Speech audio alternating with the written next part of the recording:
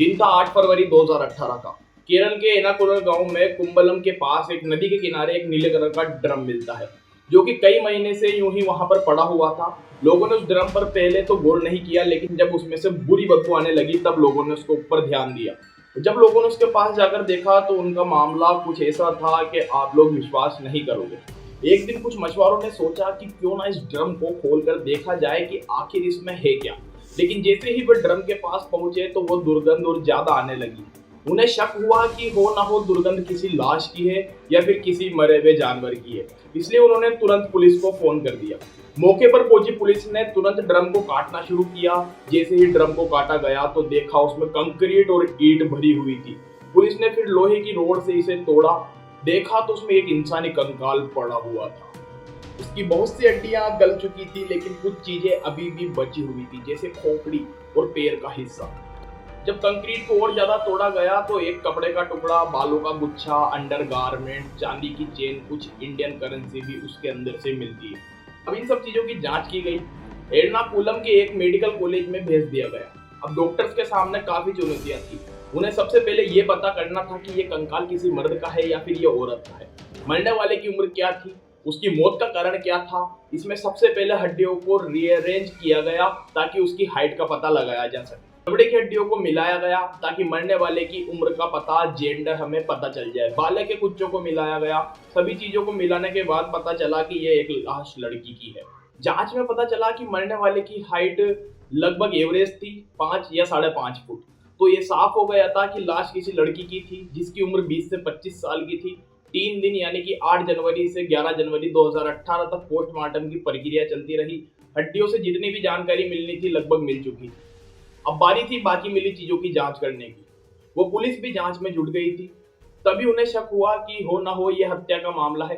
नवंबर 2016 से पहले की गई होगी, क्योंकि मरने वाले के पास जो भारतीय करेंसी मिली थी उसमें 500 के नोट पुराने थे और ये वो नोट थे जो नोटबंदी से पहले इस्तेमाल किए गए थे। तो ये डेट भी उसी टाइम हुई होगी। नदी के पास रहने वाले कुछ लोगों ने बताया कि वो लोग ड्रम को सितंबर 2016 से देखते आ रहे हैं। उन्हें लगता था कि ये कहीं से बहकर आ गया होगा, इसलिए किसी ने उस पर इतना ध्यान नहीं दिया। पुलिस को अब तक कुछ जानकारी तो मिल चुकी थी, लेकिन और भी जानकारियां उन्हें चाहिए थी, जैसे कि ये मर्डर किसने किया था, ये मर्डर भी था या नहीं।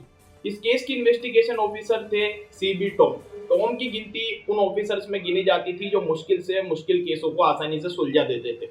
लेकिन अब ये केस उनके पास आया तो पहली बार वो उलझन में पड़ गए, क्योंकि इससे पेचीदा केस उन्होंने अभी तक अपने करियर में नहीं सुलझाया था। 11 जनवरी 2018 की शाम को सीबी टॉम को एक कॉल आया। ये कॉल पोस्टमार्टम करने वाले डॉक्टर का था। उन्होंने बताया कि उन्हें पैर की हड्डी से 6.6 सेंटीमीटर स्क्रू वॉशर मिला है। पता नहीं वो आपके केस में काम आएगा या नहीं। हो सकता है विक्टिम का एक्सीडेंट हुआ हो और वो सर्जरी के समय इसे पैर पर लगाया गया हो। इस पर कुछ लिखा भी हुआ था, लेकिन हमारे पास इतना एडवांस माइक्रोस्कोप नहीं है कि उसमें क्या लिखा है ये पता लगा सके। अगर आप कुछ इंतजाम कर सको तो इसका पता लगाया जा सकता है। अब सीबी टॉम ने फिर जुगाड़ करके हाई रेजोल्यूशन के कैमरे का इंतजाम कर लिया। फिर इसकी मदद से पता लगाया गया कि स्क्रू वॉशर पर पिटकर लिखा हुआ है। इसी के साथ एक प्रोडक्ट का बेच नंबर भी लिखा हुआ था।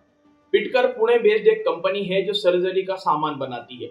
इस कंपनी को उसके क्लाइंट्स के बारे में पता लगाना शुरू कर दिया गया। सीबी टॉम को पता चला कि पिटकर कंपनी की केरल में सिर्फ एक ही ब्रांच है, वही पूरे केरल में सर्जिकल सामान सप्लाई करती है। इत्तेफाक से ये ब्रांच एर्नाकुलम में ही निकली। सीबी टॉम अपनी टीम के साथ पुणे पहुंचे और उनसे पूछताछ की। मैनेजर ने बताया कि हम सालों से सर्जिकल सामान की डील कर रहे हैं, अगर आपके पास कोई और जानकारी हो तो बताएं, क्योंकि ऐसे पता लगाना तो मुश्किल है कि हमने ये सामान कब बेचा था और किसे बेचा था। तब सीबी टॉम ने बताया कि ये कत्ल सितंबर 2016 से पहले हुआ है। अब उन्होंने 2016 की सारी जानकारी मंगा ली। फिर ब्रांच ने सारा डाटा खंगाला। पता चला कि कुल 161 स्क्रू वॉशर की डिलीवरी उनके यहाँ से हुई थी, जिनमें से 155 महाराष्ट्र और गुजरात में डिलीवर हुए थे। बाकी 6 एर्नाकुलम के आसपास के इलाकों में डिलीवर हुए। इसके बाद पुलिस की अलग अलग टीमें इन 6 पेशेंट्स के घर पहुंची, जिनमें से 5 पेशेंट तो आसानी से मिल गए, लेकिन उन्हें एक पेशेंट नहीं मिल रहा था। वो थी 54 साल की शकुंतला। पुलिस फिर उस हॉस्पिटल में पहुंची जहां शकुंतला का ऑपरेशन हुआ था। वहां का सारा डाटा खंगाला गया, लेकिन शकुंतला के नाम के अलावा उन्हें वहां कुछ भी जानकारी नहीं मिलती है। लेकिन विजिटर्स की लिस्ट में पुलिस को एक नाम कई बार देखा, जो कि उनमें मिलने आती रहती थी। वो थी अस्वती दमोरदम। उसका एड्रेस भी वहां लिखा हुआ था। पुलिस फिर उसके घर पहुंची।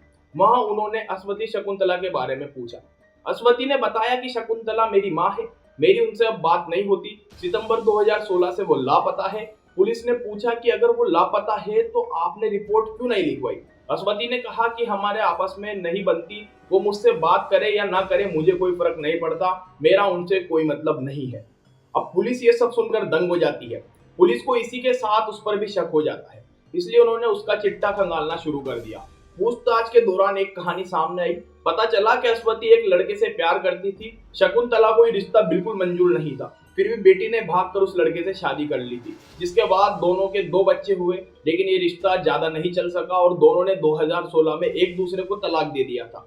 अब उसके बाद क्या होता है कि शकुंतला भी अपने पति से अलग हो जाती है और एक किराए के घर में रहने लगती है। वो लॉटरी के टिकट बेचकर गुजारा करती थी।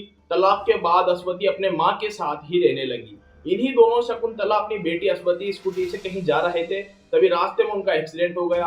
आसपास के लोगों ने उन्हें अस्पताल में भर्ती कराया, जहां उनकी एंकल सर्जरी हुई। वहीं दूसरी तरफ अस्वती का सजीत नामक एक युवक से अफेयर शुरू हो गया और उसने उस लड़के से शादी भी कर ली। अब सजीत भी उनके साथ उन्हीं के घर में रहने लगा था। कुछ दिन बाद शकुंतला को चिकन पॉक्स हो गया, जिस कारण थोड़े दिन के लिए अस्वती के बच्चों को लेकर पास के लॉज में रहने चली गई, ताकि चिकन पॉक्स उसे या उसके बच्चों को न हो जाए। लेकिन सजीत अभी भी वहीं रह रहा था।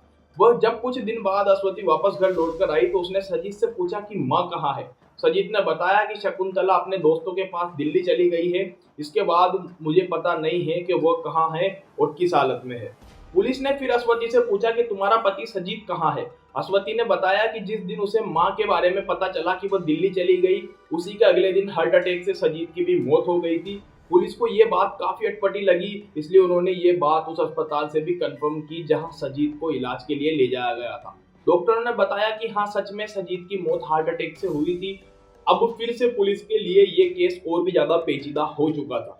पुलिस ने फिर आसपास पड़ोस के लोगों से पूछताछ शुरू कर दी तो पता चला कि सजीत पहले से शादीशुदा था और उसकी एक पत्नी भी थी, जबकि अस्वती के साथ वह सिर्फ लिव इन रिलेशनशिप में रह रहा था। पुलिस ने भी जैसे तैसे सजीत की पहली पत्नी सरीगा का पता लगाया तो उन्हें नई कहानी का पता चला। सरीगा ने बताया कि उसकी और सजीत की शादी 8 साल पहले हो गई थी, फिर भी उन्हें कोई बच्चा नहीं हुआ। सजीत को बच्चों से काफी लगाव था, इसलिए उसका अफेयर अस्वती से शुरू हो गया था। जब इस बात का पता सरीगा को लगा तो सजीत ने उसे यह कहकर मना लिया कि अस्वती की देख रेख के लिए कोई भी नहीं है और ऐसे में हमें उसे सहारा देना चाहिए, इससे उन्हें भी बच्चों का सुख मिल जाएगा। सरीगा भी इस बात के लिए मान गई और उसने अस्वती के साथ सजीत के अफेयर की मंजूरी दे दी थी। जब इस बात का पता शकुंतला को लगा तो वो काफी ज्यादा गुस्सा हो गई थी। उसने कहा कि वह इस बारे में अपनी बेटी को बता देगी। सरीगा ने बताया कि मैं और मेरे पति शकुंतला को समझाने के लिए उन्हें घर भी गए। उन्होंने कहा कि बेटी और नाती नातिन को मैं तुमसे दूर करके ही रहूंगी। सरीगा ने बताया कि इसके बाद मैं घर आ गई। मुझे फिर आगे कुछ नहीं पता, क्योंकि अगले दिन तो हार्ट अटैक से पति की मौत ही हो गई थी। फिर पुलिस ने सजीत के दोस्तों से पूछताछ करना शुरू किया। अब एक दोस्त ने बताया कि सजीत ने उससे एक नीले रंग का ड्रम मंगवाया था पानी के स्टोरेज के लिए। वहीं 3 दोस्तों ने भी बताया कि उन्होंने भी सजीत को किसी नीले ड्रम में कुछ डालते हुए देखा था। इसी से पुलिस ने पूरे केस को सोल्व किया। पुलिस के सामने पूरा केस खुल चुका था। पुलिस अधिकारी सीबी टोम के मुताबिक सजीत को डर हुआ कि शकुंतला अस्वती की उसकी सच्चाई बताएगी, वो उसे छोड़ देगी और अपने बच्चों से भी नहीं मिलने देगी, इसलिए सजीत ने ही शकुंतला को मर्डर कर दिया। लेकिन इसे इस मर्डर का इतना अफसोस हुआ कि उसने खुद ही केमिकल निगलकर आत्महत्या करने की कोशिश की, जिससे ही उसे अगले दिन हार्ट अटैक से उसकी मौत हो गई थी। दोस्तों, ये थी इस केस की सच्चाई। आप लोगों को वीडियो पसंद आई हो तो लाइक करके चैनल को सब्सक्राइब जरूर करें।